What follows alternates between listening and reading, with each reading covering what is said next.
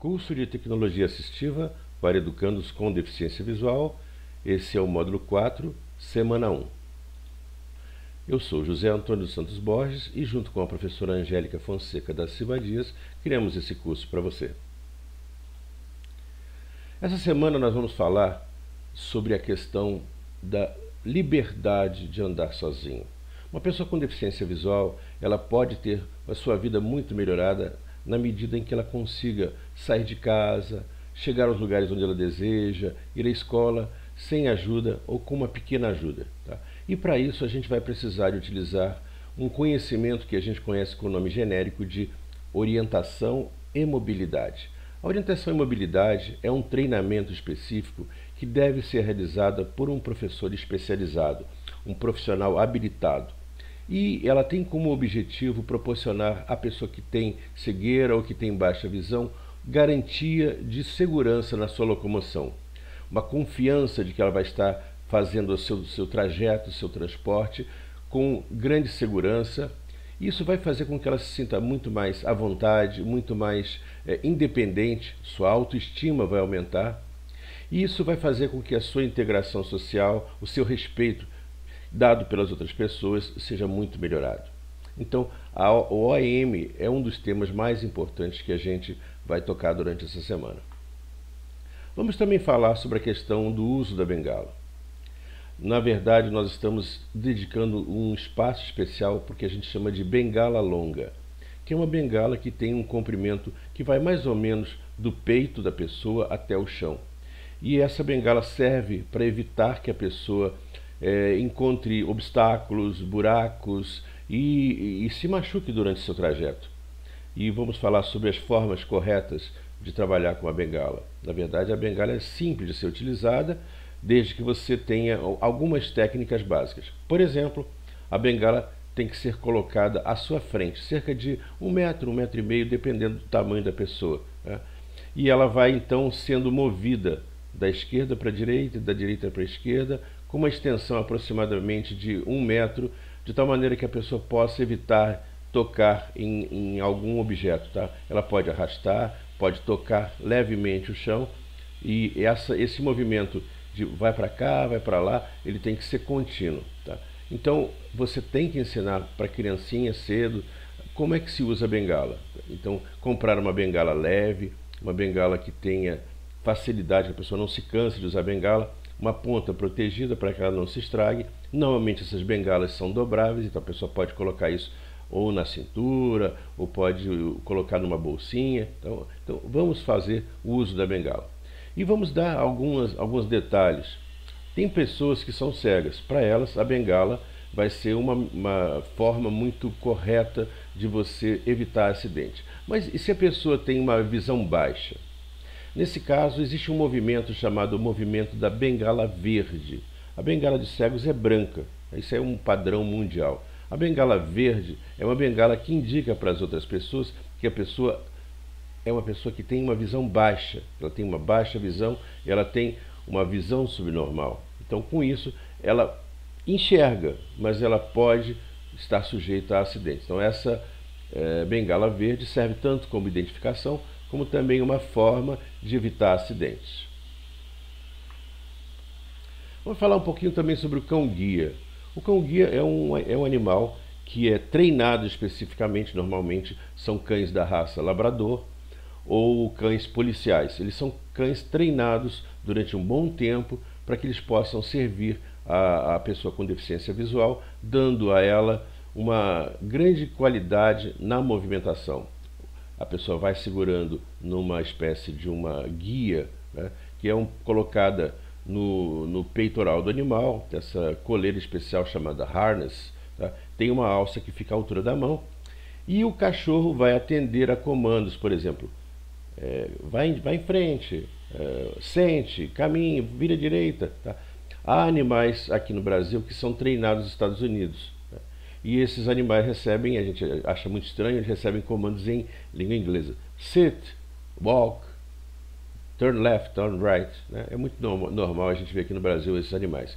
É importante a gente notar que os cães-guia, eles não são cobrados, mas eles são animais caros. Então, normalmente, existem associações que estão ligadas a organismos de beneméritos e pessoas que ajudam, dando dinheiro para essas instituições para que elas possam fazer o treinamento dos cães e distribuir para as pessoas com deficiência visual.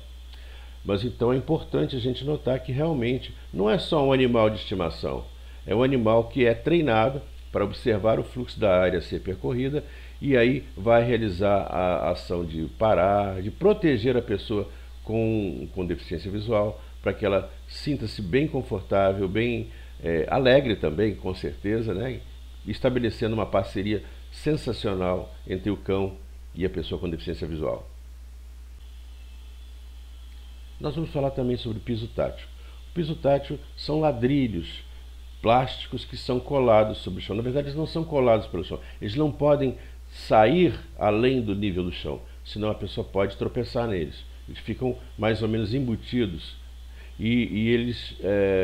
Há dois tipos de piso. Um piso que é uma espécie de um conjunto de linhas que a pessoa sabe que ela vai seguir por aquelas linhas em direção a algum destino específico. E em alguns momentos se colocam pisos especiais, que são um monte de bolinhas colocadas igualmente espaçadas e que servem para indicar para a pessoa que está seguindo por aquela guia, né, por aquele piso tátil, que ali é um ponto que ela tem que prestar atenção. Ela vai alertar a pessoa de algum obstáculo ou algum perigo, como um mobiliário, um ponto de inflexão, vai para a esquerda, vai para a direita. Então, são pisos de característica diferente. Tá? Vamos falar também sobre a necessidade de sinalizar o mundo utilizando braille. Nem todas as pessoas cegas sabem braille, mas se você, por exemplo, colocar nos banheiros, nas portas, em lugares de inflexão do caminho, as placas com braille, tá?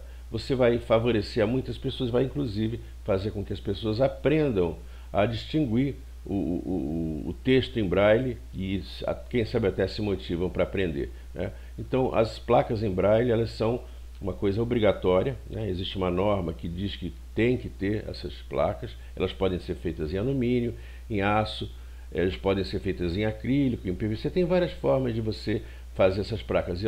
Elas são super importantes e elas devem ser colocadas numa situação tal que a pessoa, quando chegar ao lugar, automaticamente ela dá de cara com esse tipo de documentação para que ela possa se orientar. Outra coisa importante que nós vamos falar são as informações sonoras. Aqui no caso nós estamos mostrando um semáforo sonoro. Um semáforo que indica para uma pessoa cega que ela pode ou não atravessar a rua. Lugares específicos, por exemplo, na frente do Instituto Benjamin Constant existe um semáforo sonoro. E através desse semáforo as pessoas cegas então podem atravessar aquela situação, aquela rua, ou aquele pedacinho de lugar que tem movimentação com bastante segurança. Repara bem, a gente está falando de uma união entre a orientação e mobilidade, ou seja, a pessoa está caminhando sozinha, e aí esse elemento de informação sonora é uma ajuda sensacional para a liberdade da pessoa que tem deficiência visual, dando a ela uma grande qualidade, uma grande segurança no trajeto. Há outros tipos de informações também que são importantes da pessoa conhecer. A primeira é a bengala especial, a bengala eletrônica. Essa bengala, ela dá um pouco mais de informação do que a bengala mecânica, a bengala simplesmente uma varinha que a pessoa arrasta pelo chão. Então, quando ela vai se aproximando, por exemplo, de uma árvore, de uma placa, essa bengala ela tem alguma inteligência e faz um barulho ou produz um aviso sonoro, que ali é um momento que a pessoa tem que tomar uma certa atenção. Existem agora algumas bengalas eletrônicas que incorporam inclusive um sistema de localização GPS, né? Mas aqui no Brasil é muito difícil encontrar esse tipo de bengalas. Outro tipo de equipamento que é fabricado aqui no Brasil é o boné com sensor. A bengala, ela normalmente vai detectar que um obstáculo, um buraco, um pitoco na calçada, né, está correndo à sua frente, mas isso tem um certo limite de altura. Então, a pessoa eventualmente pode dar de cara com uma placa. Antigamente se utilizava aqui no Rio de Janeiro os orelhões, que são sistemas telefônicos altos, a pessoa dava de cara com aquilo. Tá? Então, o boné com sensor permite à pessoa cega obter feedbacks, na verdade sons, né, que indicam a pessoa a proximidade que está à frente, à esquerda ou à direita. E assim ela não vai dar de cabeça com esses obstáculos que são muito perigosos. Queremos também falar um pouquinho sobre uns dispositivos que estão agora em evolução. Aqui tem um dispositivo razoavelmente antigo, que é o cão-guia robô, um equipamento fabricado aqui no Brasil, que é um dispositivo com rodas e motor, que vai caminhar à frente do deficiente visual, seguindo um trajeto pré-programado e vai detectando também possíveis obstáculos. Tá? Hoje em dia, essa tecnologia de cães robôs está evoluindo muito no exterior, né? Já existem aparelhos robóticos de grande capacidade de orientação que realmente servem como uma substituição do cão-guia, né? Mas a verdade só não substituem o carinho que as pessoas têm pelos animais. Por último, nós vamos falar sobre GPS para cegos, localização fora dos ambientes. O GPS ele é um sistema de localização baseado no uso de satélites. Então, só pega GPS fora de casa, que a gente chama de outdoor, né?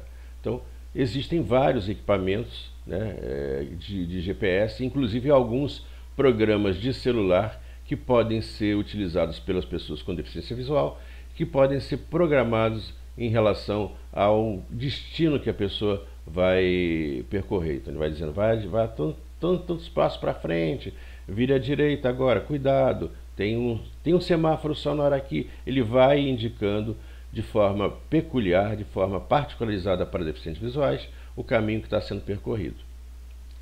Hoje em dia também está sendo muito comum os que a gente chama de equipamentos de localização indoor, ou seja, dentro dos ambientes. Está aqui uma imagem de um shopping, né? E a pessoa está com um telefone celular e nas peças de roupa ou nos lugares você tem o que a gente chama de iBeacons. iBeacons são sensores baseados na tecnologia Bluetooth Low Energy, que são tecnologias compatíveis com a maioria dos telefones celulares que existem no momento. Então você roda um programa no celular e aí o celular vai apresentar para você a informação, olha, tem aqui uma loja de roupas, tem aqui uma loja de aparelhos de ginástica, temos aqui o McDonald's, vai indicando para você a proximidade de uma localização. E eventualmente, no caso de uma loja de roupas, por exemplo, pode informar, hoje a promoção da nossa loja